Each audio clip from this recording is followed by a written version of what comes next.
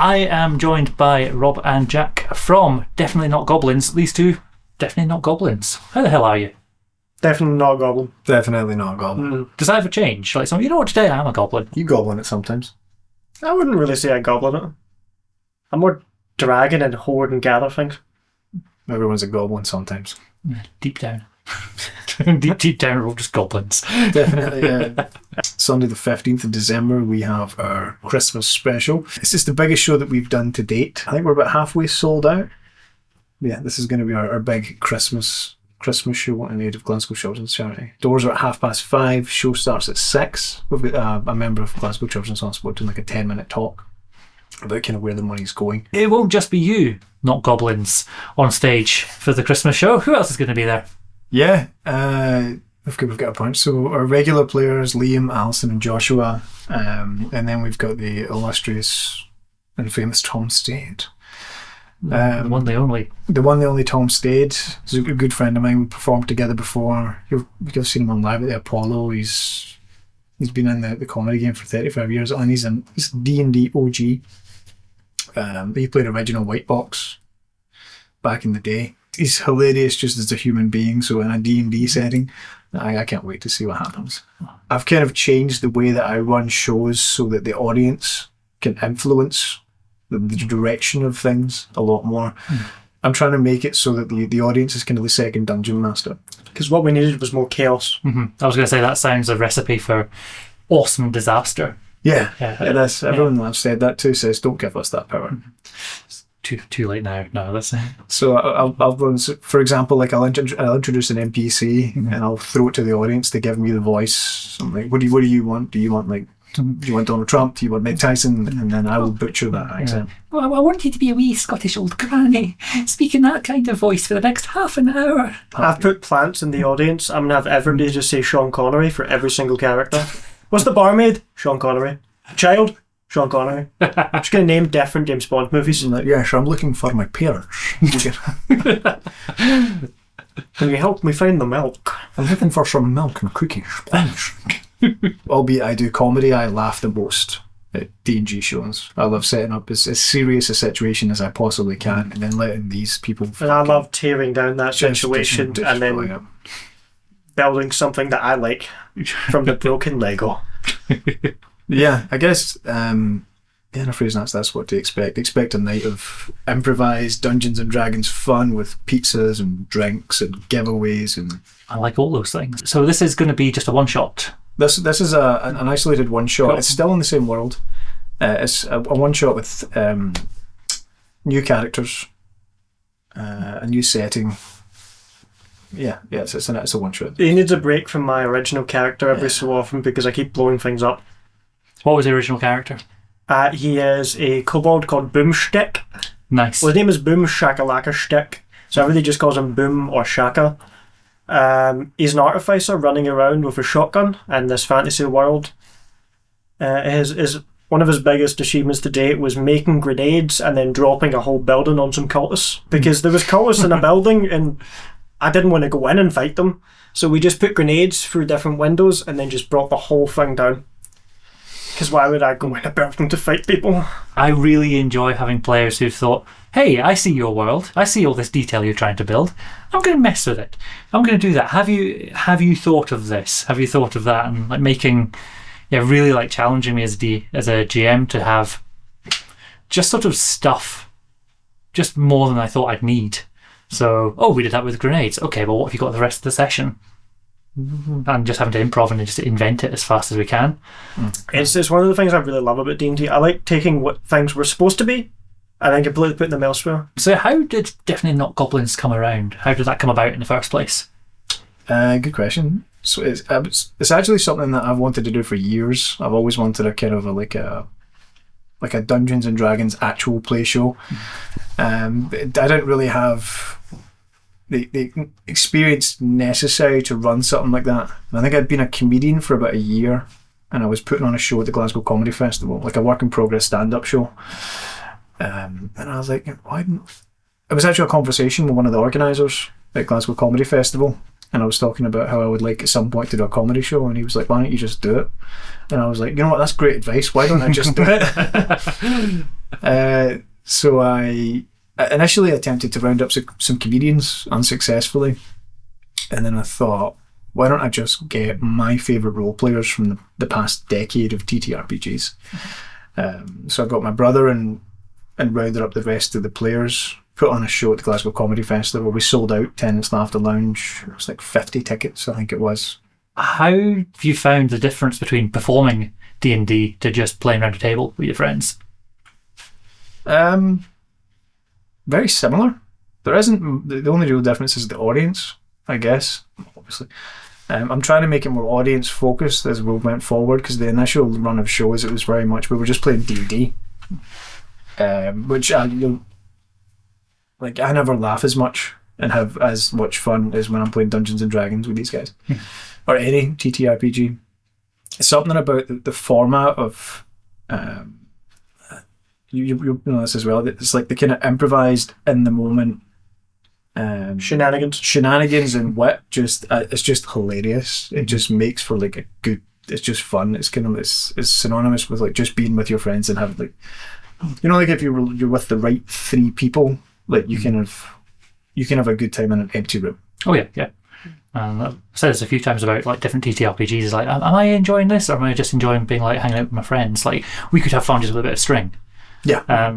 But with the right people, and if you then have a cool game system on top of that, if you've got a game you enjoy, and it allows you to do mad stuff. It's those stupid little moments, which those are the ones you remember. I don't remember rolling. Oh, I remember rolling that natural 20. It's fun, it's good, but it's the context around it, and it's just everything else that comes into that to make it special. I love that. Sorry. Like I said, normally when cause I used to DM quite a lot, I don't do it as much anymore. I didn't have lots of long-standing NPCs because my players were inherently didn't trust anybody and would just kill anybody I put in front of them, because they didn't trust me as a DM to make an NPC that wasn't specifically there to ruin them. Because apparently I'm not trustable when I build games. Also, half the times I build games, it's in a hellscape. There's always a scarecrow. And there's a scarecrow, and then people are being possessed by demons, and the world is ending, and then there's one nice old lady in a cottage, and they go, No, I'm not having that. You'd enjoy Shadow of the Demon Lord. Sounds lovely. It's exactly that, basically. The premise is your world is dying for various reasons, and your heroes might be able to save things, they might not. But all of the sort of the harbingers of doom are already in place.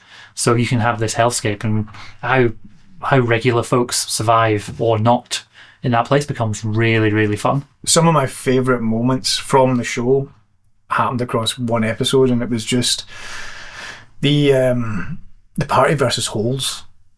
For whatever reason, this party really struggles to just traverse small holes. Like it became was it the third episode? They were like to get into this ancient city of white stone and demons and whatnot, there was like a large crevasse. So it was like stairs, crevasse, path of entry, and just traversing this small gap which led down to like a pit of hell chickens was... I will have additional questions. I don't have the answers. As long as it's not about the hell chickens. Or the crevasse. Just traverse it. So like they crossed it initially to get in. One of them almost died because of the hole. They eventually got in, and then they were like, we need to go back out. So they went back out again. One of them almost died. They got out, and then when they were out, they decided we should maybe go back in. And then they went back in again. Someone almost died. Almost the entire time they had a ladder in their pocket. It was a small ladder, and if you rub it, it got bigger. And one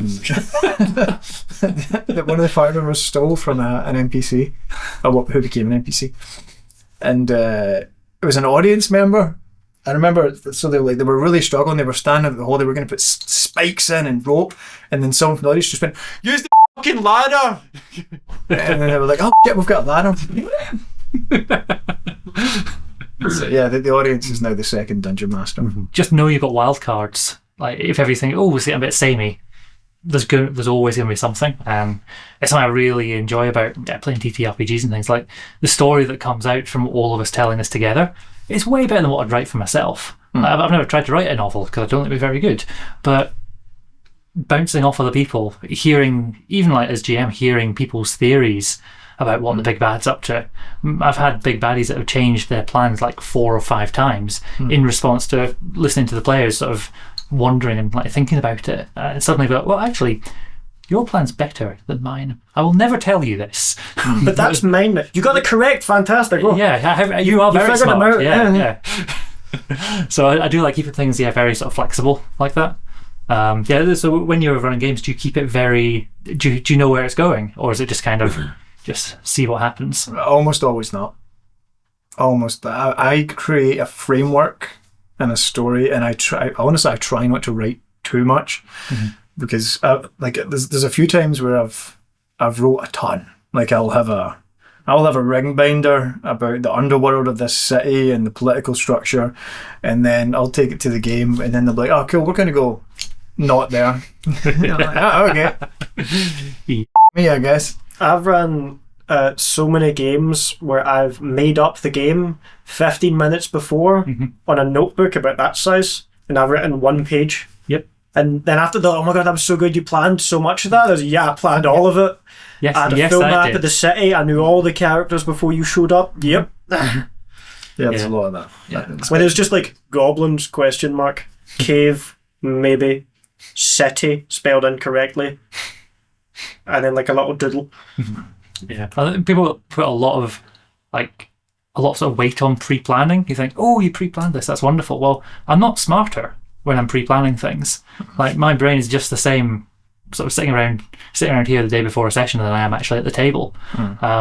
But if people think, oh, this has been pre-planned, that this is some sort of meticulous like cogwheels spinning that makes that happen, where usually it'll just be me saying, oh, that sounds funny, let's do that. It then becomes really interesting when people get excited and go, oh wow, there's so much detail. There's only as much detail here as that you want there to be. If you investigate that thing, if you investigate that person, I will build more around it. So this show in December, I've done a lot, but because it's a one shot and we really need to have it wrapped up with some kind of a resolution in 3 hours, there's much more structure to this than say a standard game. Structure there? Yeah, sure, structure. There's much more. There's a lot of pre-planned, pre-written monologues and things like that. This is where you need to go. You need to do this thing in this amount of time. Go. Tell me about the connection with the Glasgow Children's Hospital charity. It was so when I was initially, I always wanted to do this show for a charity. Like I wanted it to be a big Christmas show in which we give back. So all the money that we make went straight to some kind of a charity. And I was having a look through ones that are Glasgow based, that I thought would be, and I don't want to say the most worthwhile, that I thought done the most good that our contribution could help, if that makes sense. And I've had friends that have worked with Glasgow Children's Hospital before and said nothing but good things. And I myself, I also have a 5-year-old. Like I have a young son. So when I was combing through everything and I was looking at that specific charity and the work that they do, and I was like, it has to be Glasgow Children's Hospital. It's such a worthwhile cause. That any contribution we can make, especially over this time of year, it feels the most worthwhile use of our time and money that I can see, if that makes sense. Yeah. It's a charity that I want to work with going forward on future shows. I would like this to be an annual Christmas charity show. So like I'm setting my eyes on 2025. When this one goes well, I would like for our 2025 one to be on a larger scale and just make as much money for them as we possibly can. And just do that every December as long as I'm running this show. Excellent. And I'll put a donation link in the description for this as well. Me and my 5-year-old, we play Dungeons and Dragons, but we don't play Dungeons and Dragons. I set up images of creatures around the room, and then we run and roll the dice and fight them. Brilliant. I want to play that. Can we just play that? We can just play that. Yeah. We just set up a field somewhere. Yeah, that's then we like roll the dice. And I'm like, that's a 16, you hit it, and then we run around and fight other monsters. Yeah. He's helped me build things before that have actually made their way into like Definitely Not Goblins games. Yeah. And I'm like, okay, there's going to be a bad guy. What's the bad guy look like? Oh, he's got horns. And he's got black skin and fangs and wings. And I'm like, okay. Yep. What's his name? D&D and tabletop RPGs in general are really for everybody. I wouldn't say there's really much of an age requirement because you can always kind of not really dumb it down, but kind of take parts away to make it simpler to play, or you can add your own things, you can really homebrew a lot of stuff, and you can get basically anybody involved in it. TTRPGs are, honestly, I wish I discovered them when I was younger. Oh, same. Definitely same. But it's just an amazing way to bring people out their shell. And especially in a world that's dominated by iPads and social anxiety. Like, I think we are the most depressed and anxious generation that's ever walked the planet. So anything that can be used to try and bring people together in a way that they're communicating and having a good time, because there's so much value in just being around a table with 4 people and having a laugh for 4 hours, rather than sitting on your phone and texting each other or watching YouTube or doom scrolling for 4 hours. Human beings have been gathering around and telling stories since humanity began. One of the oldest forms of entertainment was just people sitting around by a fire and talking to each other, telling stories, creating myths, and it just developed from there. It's something they can't take away. Yes, they can put subscription fees onto D&D Beyond. Yes, they can make you pay by the hour for your music or whatever. But they can't charge you for sitting around a table chatting to your friends. And I think increasingly we're going to see, well, I'd like to see more people getting more into just sort of in-person entertainment, whether that's going to shows, theatre, comedy shows, for example, or playing TTRPGs, getting around a table. That's the stuff that can't be, they can't monetize that. Where, when, how can people see the Definitely Not Goblins Christmas show? Yeah, it will be Sunday the 15th in Blackfriars. It's in the city centre of Glasgow City Centre. Tickets are available on ctickets.com. The link will be down there, description somewhere. Yep. Down there. You can get your tickets in advance there. With your ticket, you get 2-for-1 pizza. And Nonna said you can order your pizza at the bar, bring it down into the show. If you bring it into the show, I tax a slice on every single one of you. I tax a slice on the second pizza. We've also got a prize for best Christmas jumper. There's a prize for best cosplay. At our Halloween show, we had someone dress up as It. There was a Beetlejuice there. They won both prizes. There was an Arthur Morgan from Red Dead. There was a dragon. Was that It or Cousin It? Very different people. Pennywise the clown. Right. Yeah. So I was thinking Cousin It. It was just a hairy dude. I think arguably more impressive, just somebody completely covered. That is a fire hazard. We've got like over £100 worth of stuff from Vengar's decks. Thank you, Scott. I love you. Love you, Scott. Love you, Scott. Really appreciate it. Appreciate and love Scott. So stay unblinkingly at the camera, make him feel uncomfortable. We love you, Scott. The Polar Bear Club in Glasgow are giving away, or they've given us rather, a voucher for 2 for their ice therapy. I've done it before. It's something else. Kirk Greer have given us a bottle of stout whiskey. It's like a blend of stout and whiskey from Ireland, which I want. But we need to give it away. Nightmare Paintbrush have given away a custom miniature. That I want. Yeah, we all want it. I really want to rig my own competition. Like, It's so bad, isn't it? I understand. Just a little bit of power straight away, just corrupt as hell. Yeah. Immediately, like, I understand why people rig elections all of a sudden. I'm like, why would politicians do that? And then like a tiny miniature's on the line. I'm like, maybe I plant my mum in the audience and maybe her cosplay is the best. Rob Jack, thank you so much for your time today. It's been a genuine pleasure. I'll see you next week. Yes, sure. Yeah. I'll see you next week. Every one of yous. Bumper. It's not naming people, especially you, Steve. I know you watch these. God damn it, Steve. Yeah. We're the thing. Joe, why couldn't you take the day off work? Joe, come on, man. You don't need to see your new child. Come watch D&D. Bring the baby. That's oddly specific. There's someone out there. You need to hear it. Yeah. David, you live about 100 metres from the venue. No excuses at this point. David. It's 2-for-1 pizza, David. David does actually live like 5 minutes from the venue. There's really no excuses. Does he? Yeah. We're coming to your house, David. Yeah. We're going to take you there, David. You go to D&D or D&D goes to you? David.